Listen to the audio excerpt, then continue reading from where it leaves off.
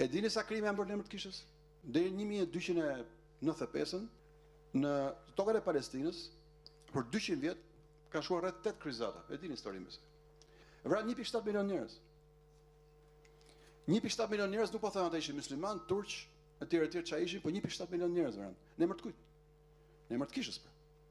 Dikush mund të marrë librat e Blushit ose mendimet e tij dhe mund t'i kthejë në një platformë ideologjike dhe të ushtrojë dhonë.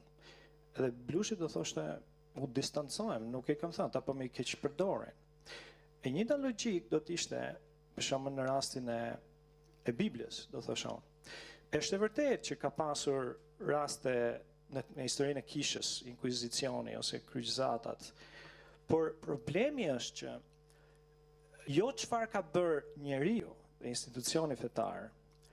Problemi është a ka mbështetje doktrinare në burimin të këtyre veprimtarive. Dhe përgjigja është nuk ka asnjë mbështetje të veprimtarisë ideologjike të mesjetës, të vrasjes në emër të Zotit.